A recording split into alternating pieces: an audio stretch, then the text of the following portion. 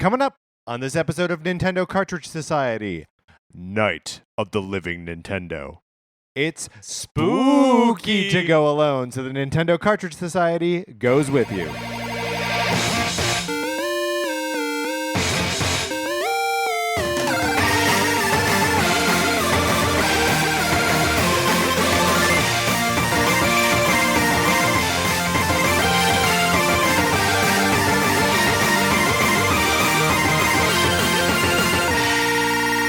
Welcome to Nintendo Cartridge Society. My name is Patrick Ellers, joined as always by my co-host Mark Mitchell. How's it going, Mark? It's going pretty good. Do you buy candy for trick-or-treaters? No, I've lived in LA for I guess close to 5 years now, maybe a little over 5 years, and I've never had a single trick-or-treater. I saw trick-or-treaters last year, but none actually came up to our door. Oh, right, because you bought candy in anticipation of them. Right, and then I ate that candy waiting for trick-or-treaters. They'll be coming a lot. Well, some of them, maybe not a lot of them, will be coming this weekend, right? Because parents don't want to take their small children out on a Tuesday night, but they want to take their children out on a Saturday night to do it. Look, this is a theory that I posed last year, and everyone that I said that to was like, "You're insane. Kids go out on Halloween." So I don't know. I know that there is out on Glendale Boulevard, the businesses over there do a trick or treat on the boulevard on Saturday, like late afternoon. So I know that'll happen on Saturday, but you have to imagine that there'll be actual trick or treating on Halloween proper. But if I was a parent, I took my kids to the boulevard to trick-or-treat in a safe, controlled environment, and then I wanted to let them trick-or-treat, on a residential street or something, I would do that on Saturday. I wouldn't also do it on Tuesday. That is insane to me. But, I mean, you're assuming that people are going to be ready for Saturday afternoon trick-or-treaters? I don't live on a boulevard. I live on an avenue, and there's nothing scary about that. All right. I mean, that's a good point. Thank you. Let's get into our main topic here, Mark.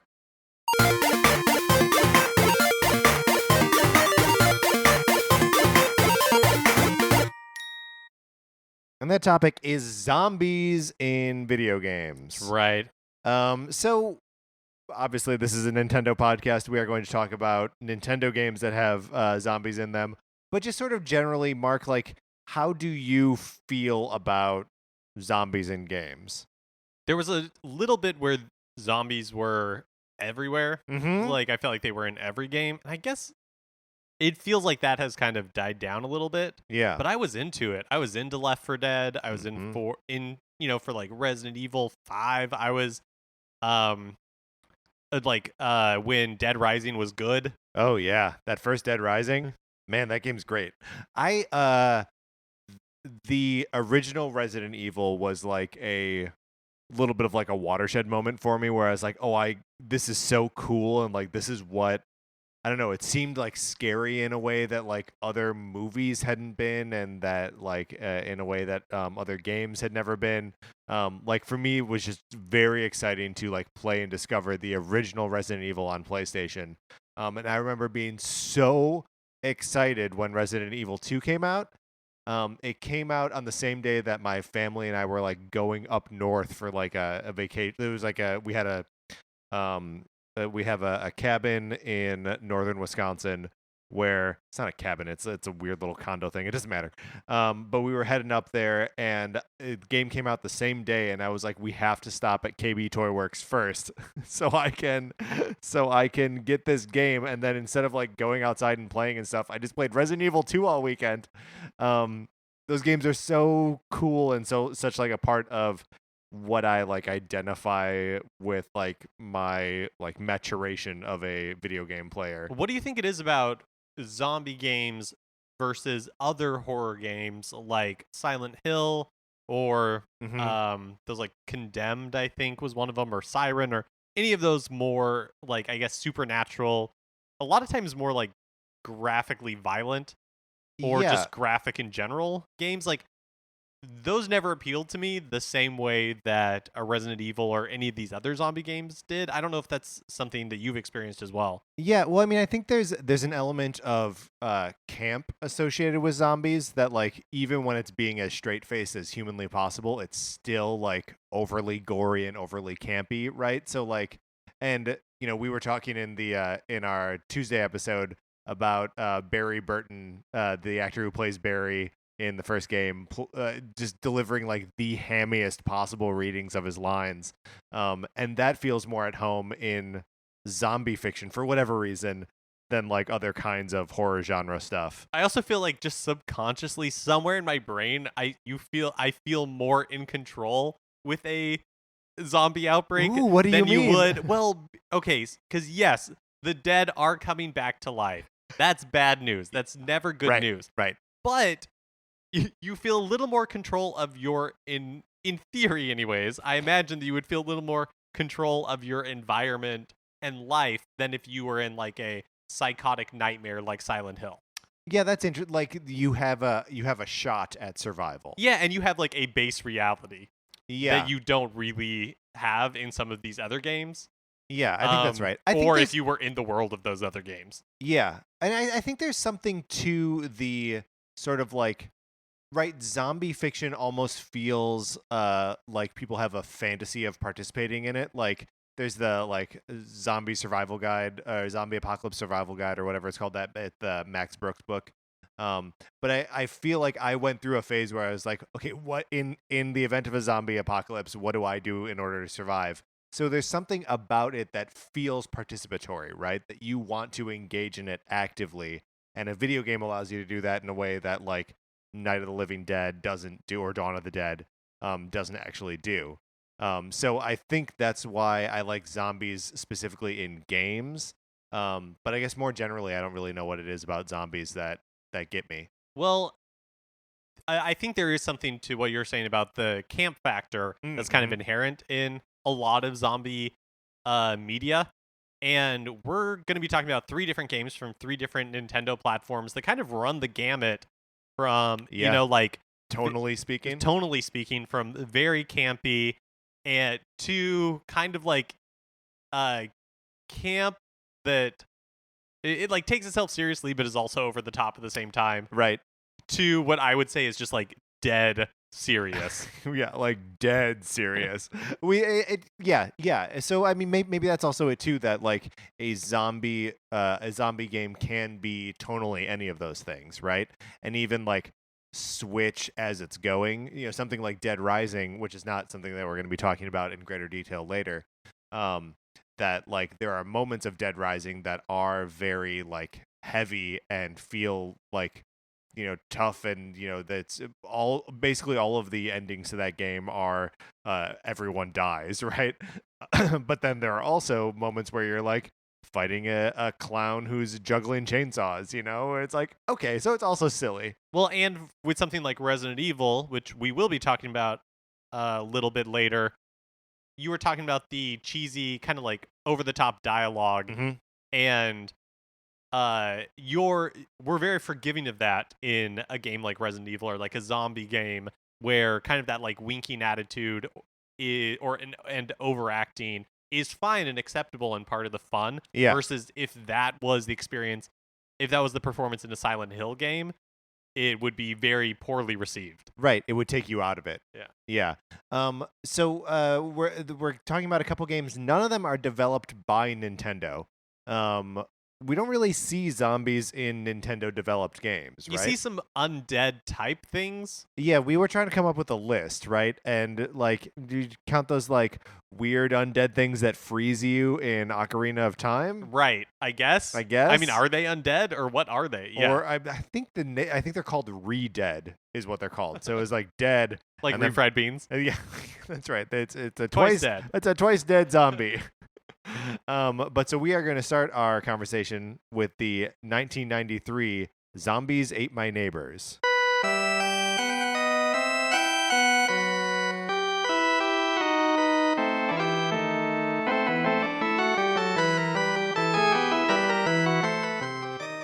Zombies Ate My Neighbors came out on the Super NES, right?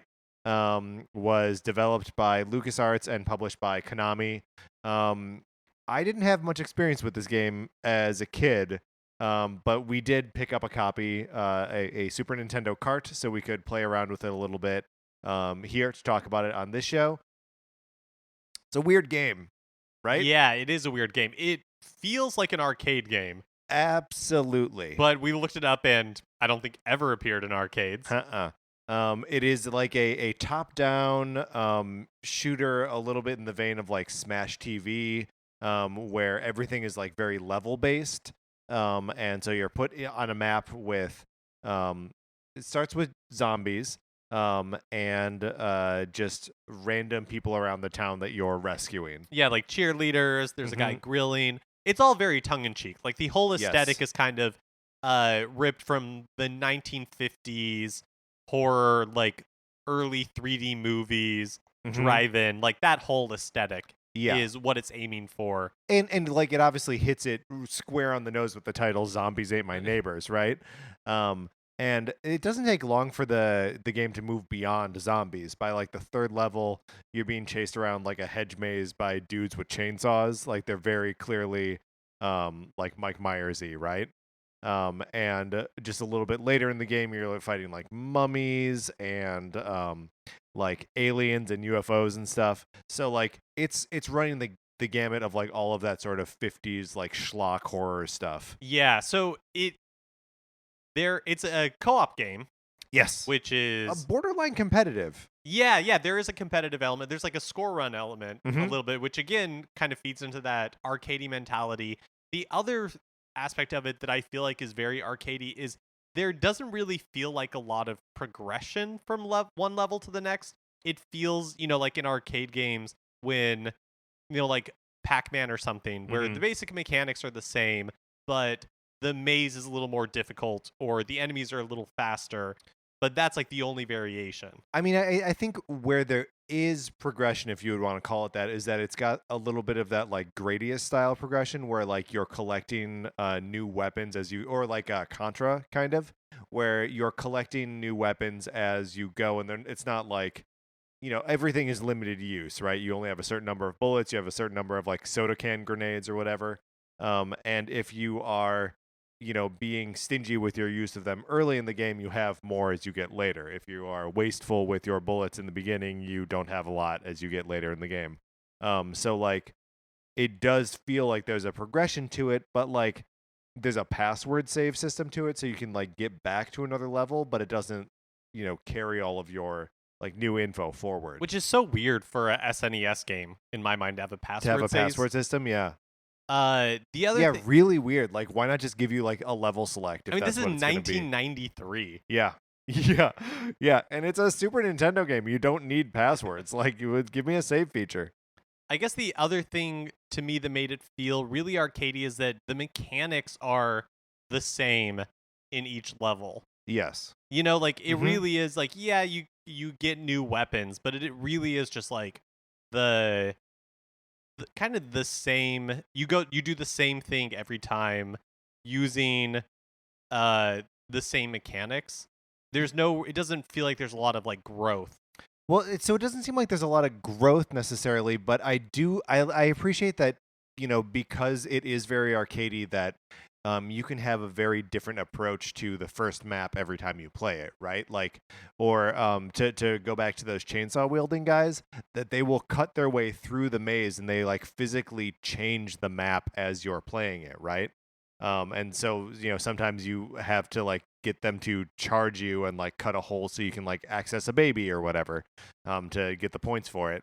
And there are, there's like a potion that you can drink that turns you into a monster. And then there are some walls that you can punch through. So like each map, while not being like, not having like a real sense of like progression from one to the next, that each one can have, you can have a different experience of it depending on how you're playing it. And I feel like because they had those elements, like when the chainsaw wielding guys cut through the bushes, it took me by surprise a little bit. Yeah. Because even though presentationally, I think the graphics are really beautiful. Yeah. Like the sprites are nice and big and it has awesomely stylized. Yeah, like it's very well made, but because it in a lot of ways felt like a video game from an earlier era when there were those dynamic changes, like, oh my gosh, this guy just cut through the bushes and it persisted and now it changed the path. It took me by surprise. I wasn't expecting Yeah, it that felt like a this little bit game. of a newer kind of mechanic. So like we said, there's like a co-op / competitive element. It's just 2-player, both on the same screen, no split screen or whatever here. But that makes it kind of tough. Like there were times when Mark and I were playing where like I would be pulling the screen in one direction, he'd try to pull it the other, and then it's just like we get stuck. You're a little stuck. Yeah. Yeah, especially because the resolution for a Super Nintendo game is fairly small and the sprites are very big. Yeah. There's not your like area what am I like area of view? Yeah, sure. Area, whatever. We're coining the phrase right now. Your area of view, AOV, is fairly limited. Yeah, and so were a lot of moments, and it's pretty frantic. It's like a frantic game. Even then, I was surprised at how well the co-op mechanic worked. Yeah, I mean, I would like to see it. I would like to. I'm gonna give notes on a 24-year-old game, but like, if it were to come back now as something in the vein of like Dead Nation, that sort of like co-op, where like you could be on your machine either at your house or in the same room if we're doing switches, and just sort of have like a little bit more free roaming capability. I think like a re-release, a remaster of Zombies Ate My Neighbors, I think would be cool and like a fun way to do like score attack against each other, Would you want to play it though? Because that's the thing is that we got that game right with the intention of doing an entire episode around it. Right, and we quickly decided that like, oh, it's kind of just more of like an arcade. It's an experiential game. You can't really, we're hitting kind of the limit of how much more we can say about Zombies Ate My Neighbors, right? It's a cool game. It's got a lot of style, but I don't like. I could see. It seems like a fun if I were able to chat with someone while I was playing it, and we were both able to like free roam around the map and like be sort of cooperative, but also sort of competitive. Like I could see that being fun to actually do long term. Sounds like that's not the case for you. Yeah, I almost felt like in the time that we put into Zombies Ate My Neighbors, I kind of had my fill of it. Yeah, like I felt like I experienced everything that the game had to offer. Oh, here's another thing. If it were updated, we gotta change those buttons because the oh my gosh, the buttons are no good. The layout made no sense at all. Yeah. So you have a primary weapon and then like a secondary item that is I guess is sometimes like something that aids in your escape, and sometimes is a key. And sometimes it's the aforementioned potion that turns you into a monster. Right. And so there are 4 face buttons, right? And 2 of those face buttons use your weapon or item, and the other 2 toggle them, right? Like one of them toggles the weapon, the other toggles the item. And I cannot remember which is which. It's like Y, the left button, is the shoot button, and B, the bottom button, is the toggle your weapons. Yeah, and X is use weapon or use item, and A is toggle item. It feels all sorts of wrong. It's super wrong, especially when you're like frantically running around and you're trying to like shoot a guy, but then you keep deploying like a clown. Yeah. And it's laughing all the time. Yeah. It's clearly L and R should be your toggle buttons, and then like, Y and B should be your use item use. Like it's not very well thought out in that regard. So this game obviously not an effective horror game, but like embraces camp in a way that we're not going to see in the rest of the games on our list. Right? Yeah. With that, let's move into our second game here, the GameCube classic Resident Evil 4.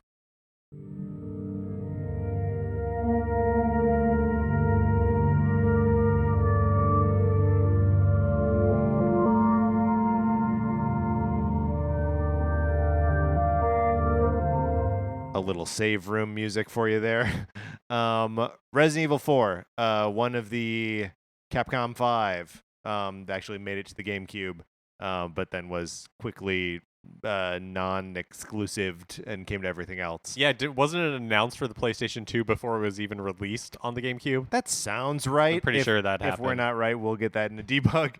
So this game came out in 2005.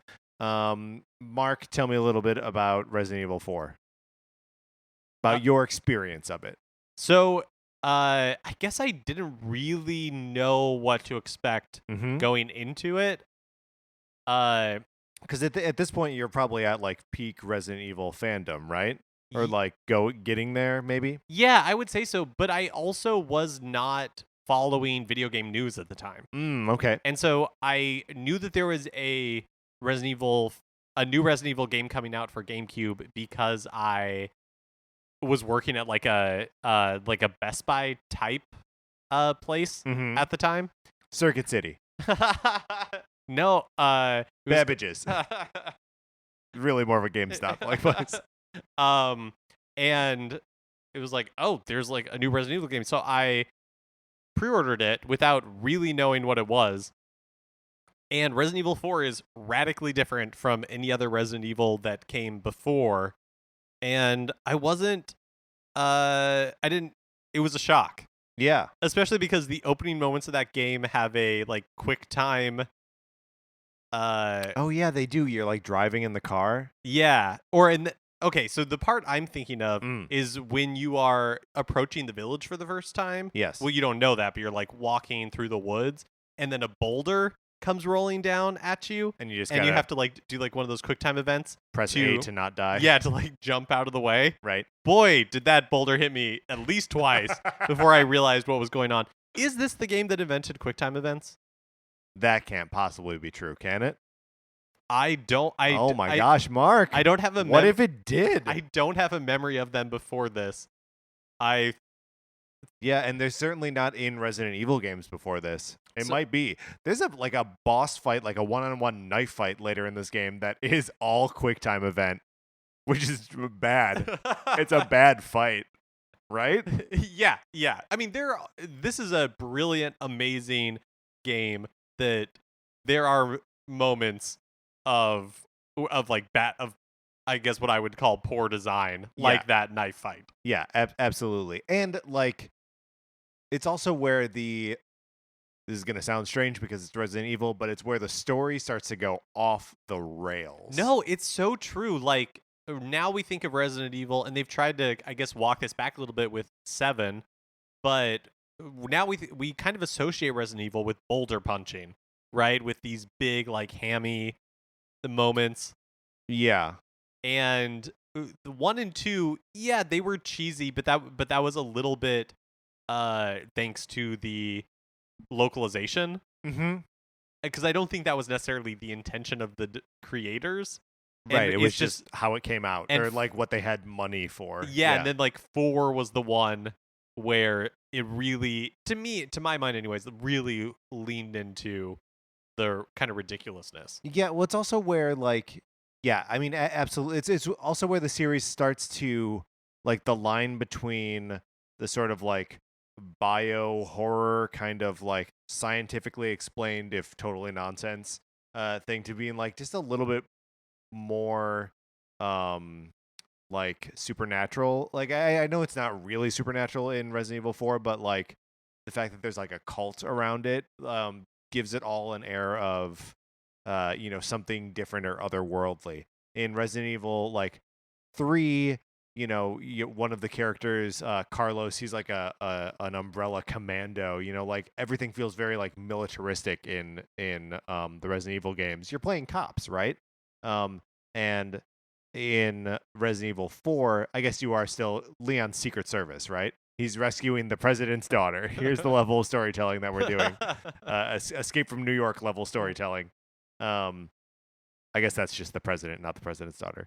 I apologize for messing up the plot to Escape from New York. But I don't want to hold what Resident Evil became in Resident Evil 5 and 6 against Resident Evil 4. Because yes, it began to tread that line, but it did not, but the series did not fully like fall over into it. Yes. Until those later entries. And so it's easy to look back now and be like, oh, Resident Evil 4 was the turning point for the series. But at the time, what Resident Evil 4 presented was just like a new and interesting take on what had come before. Yeah, and you're right. I'm not being fair to the game itself because of what like its turn means to the legacy. But do you want to talk a little bit about like the actual zombies in the game? Because this is where the zombies stop being so like lumbering and start like carrying pitchforks and chainsaws and stuff. It's a big change to the way that the mechanics of the game work, because before you had, like limited ammo and limited weapons, but the enemies were moving slow for the most part. There were exceptions, but for the most part the enemies are like slowly lumbering towards you, and so it was more about avoiding the enemies and conserving your ammo for those few times when you really needed it. Whereas Resident Evil 4, it introduced this like mechanic where, like townspeople or whatever, they would do this thing where they would walk slowly and then they dash up, right? A few feet, and then they would like slow down again, or they would dash up and then attack. And it's kind of where the series began its love affair with big guns and like gory decapitations. Yeah, well, and even like making that moment of decapitation, like of the gory decapitation, something for you to fear too, because like the zombies in this are a little bit different. That there's like a parasite or something. It's not virus related like it was in the first couple games.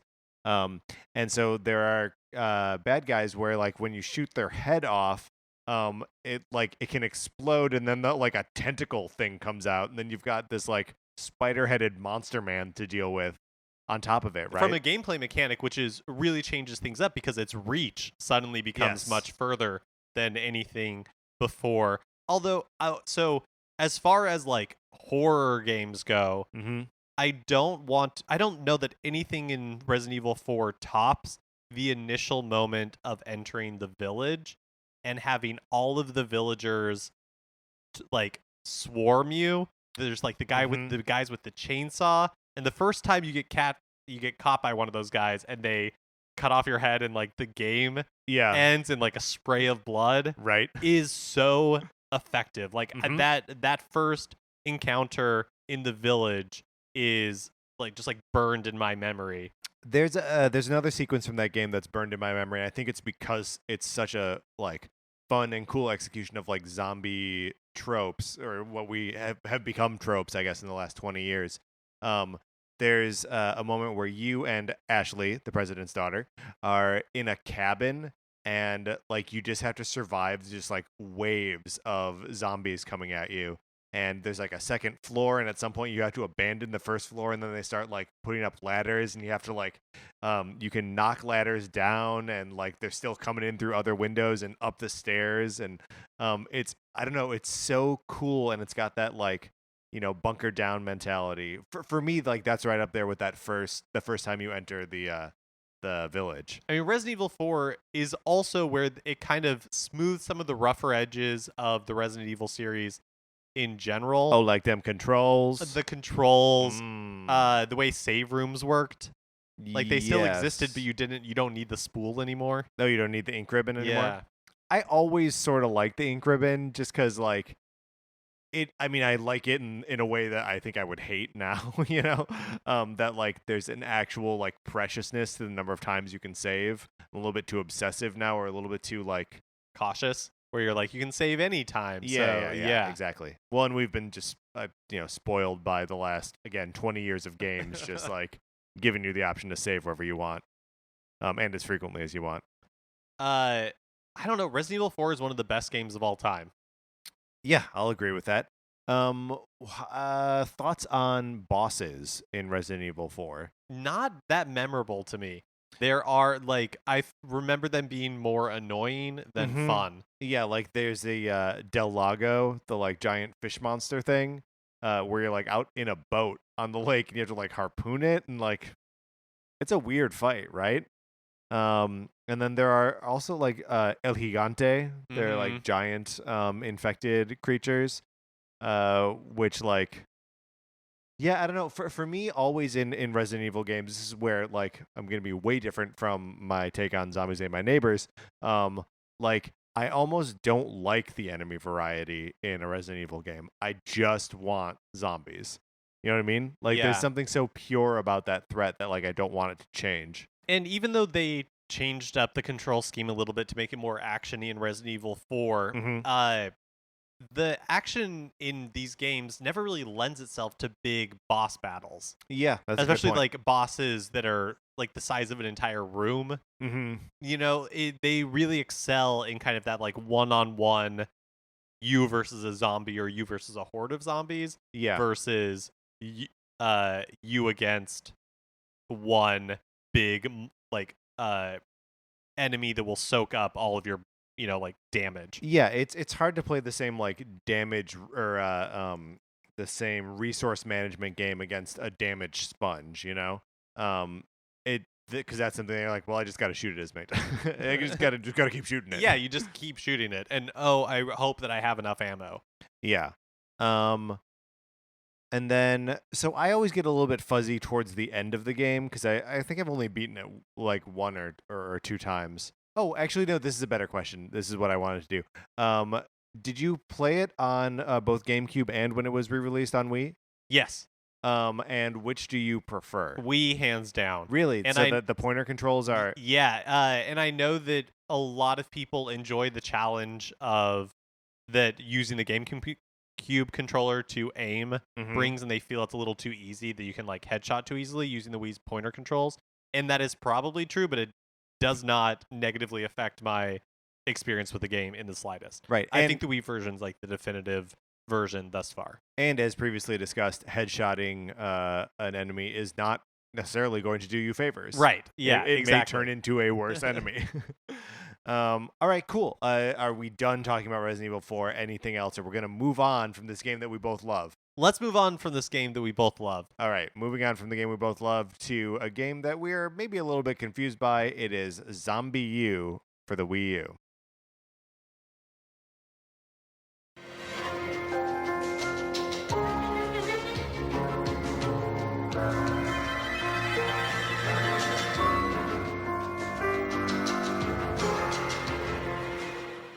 ZombiU, developed by Ubisoft and released in 2012, was a launch game for the Wii U, And or launch window. I think it was a launch game. I think it was day one.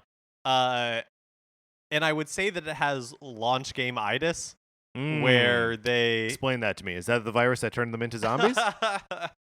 You saw the same sort of thing with the PlayStation 3 six-axis controller, where... And with the Vita. And with the Vita, and you saw it with like the DS when it first came out, where developers kind of shoehorn in that new feature in order to, as like a selling point. So, there were launch PS3 games where your character would throw a boomerang and then you had to use the 6-axis to like get it to its destination, and they always blew. Yeah. They were terrible. Yeah, there's the first Uncharted game has you have to throw grenades by like tilting the 6-axis. Garbage. Nobody wants that. No good. So ZombiU,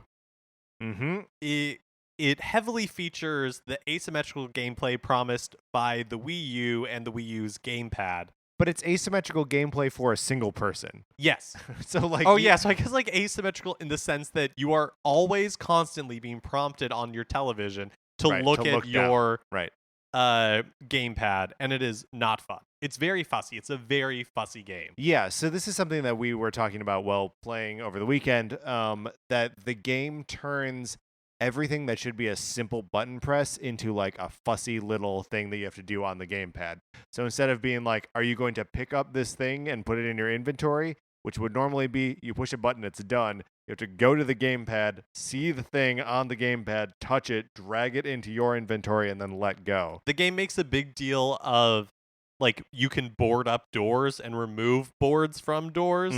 And in order to do that, you press a button, and then the game prompts you to look at your gamepad, and you have to tap repeatedly on like a little bar that represents the board that you're pulling off or nailing on.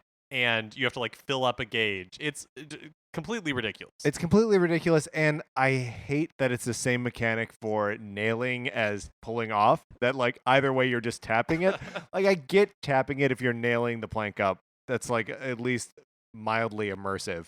But like for the opposite to be the same thing, that like you're tapping the nails out of the boards. I don't know what's going on there. The big and really the reason why this is a problem is because you're just always bouncing back and forth from the television to the gamepad to the television and the gamepad, and it's never fun. There's never a moment where I'm like, I'm glad I have to do this on the gamepad. Yeah, well, and if the idea is to like have you performing the actions that like the characters performing in the game, it's immersion breaking, right? Like any spell that you let the game cast on you is broken immediately when you see text that says now look down at the tablet in front of you. Right, or you're like, what am I supposed to be doing? You have to like hold up the gamepad and look all around the room. You have to scan stuff. Yeah. So, okay, speaking of what are we supposed to be doing, the conceit of this game is that there's a zombie outbreak in London.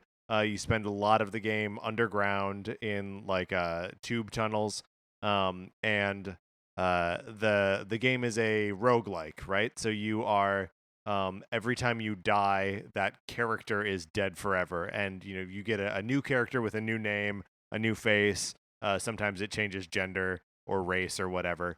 And you can go and find your stuff from the last version of you, which is of course turned into a zombie.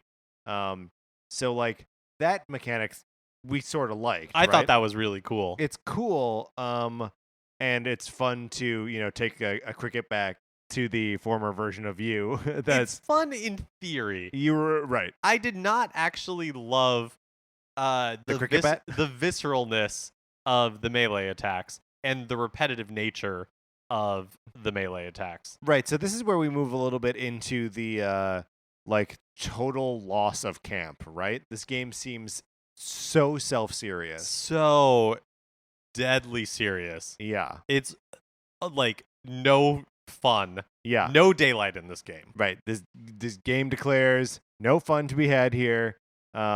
It's a victim of poor timing, I think.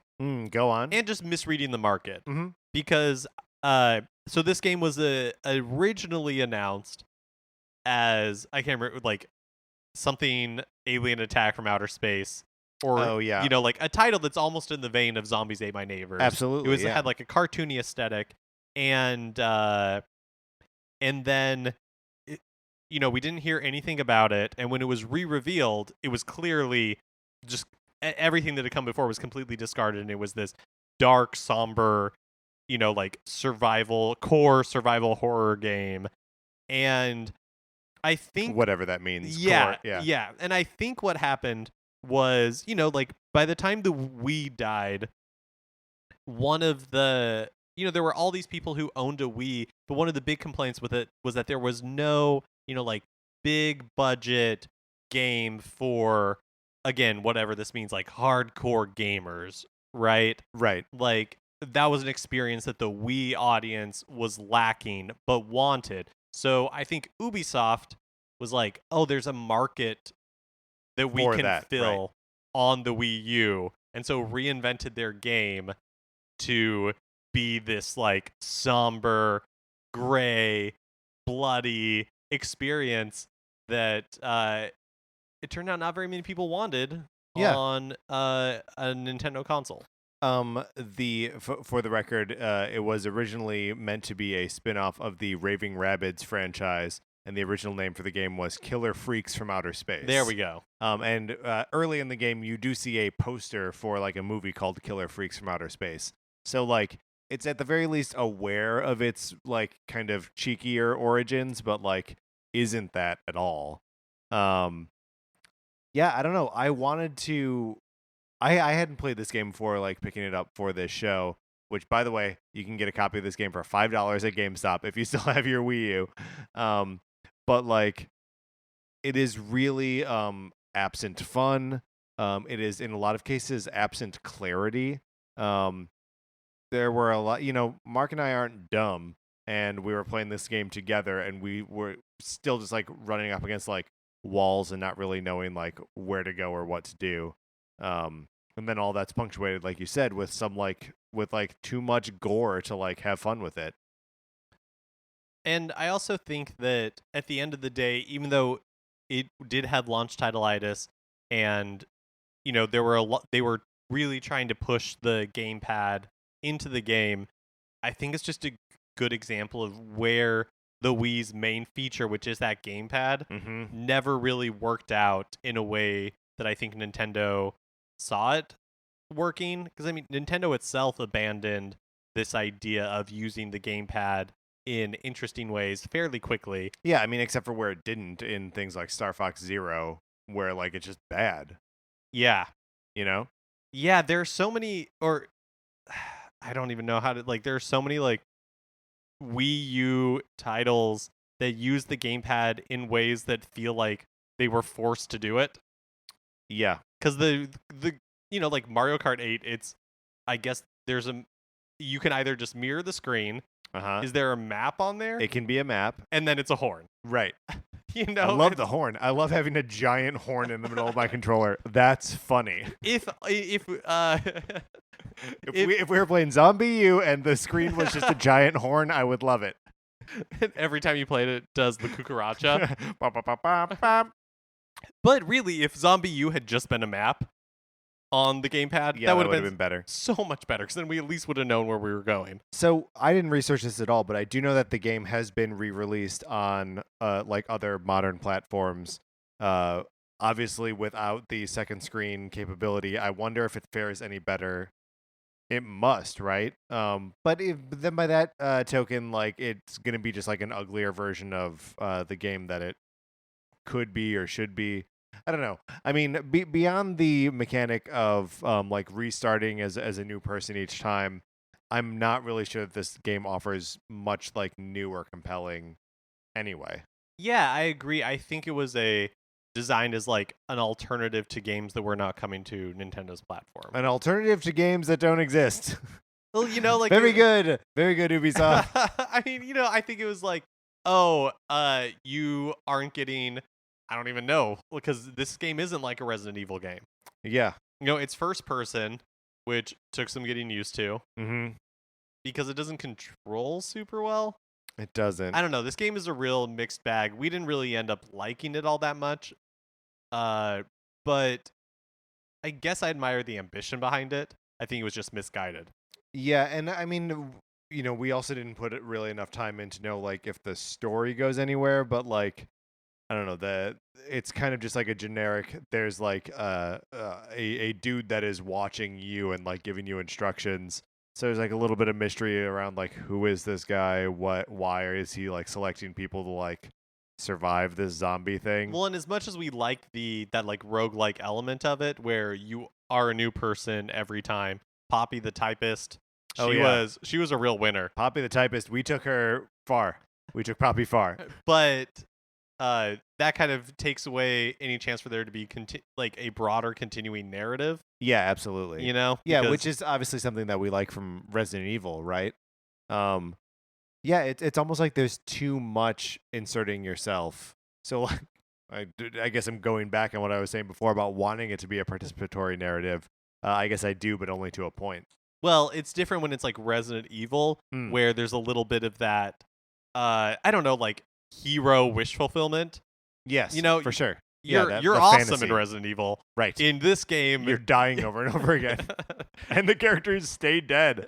Yeah, that's a bummer. And when you encounter yourself again, so when we encounter Poppy, poor Poppy, we bash her head in with a cricket bat. Poor Poppy the typist.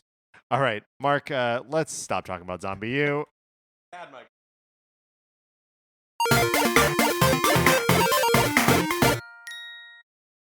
But obviously, those aren't all the zombie games that came out on Nintendo platforms. If you have a favorite zombie game that we did not mention, or were completely misguided about ZombiU, yeah. If you want to educate us and say no, that game's great, that's fine, I guess. You can get us on Twitter. We're at NinCart Society. Our Facebook page is just Nintendo Cartridge Society, and you can email us at NintendoCartridgeSociety@gmail.com.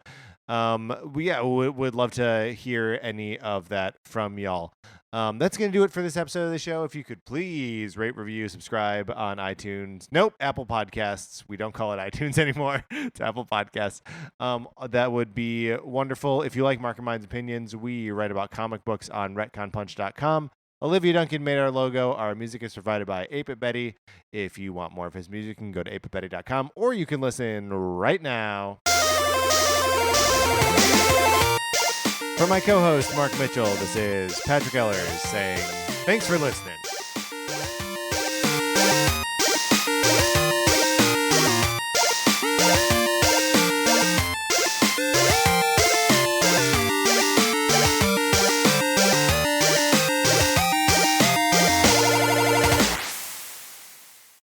What's a Creative Podcast Network?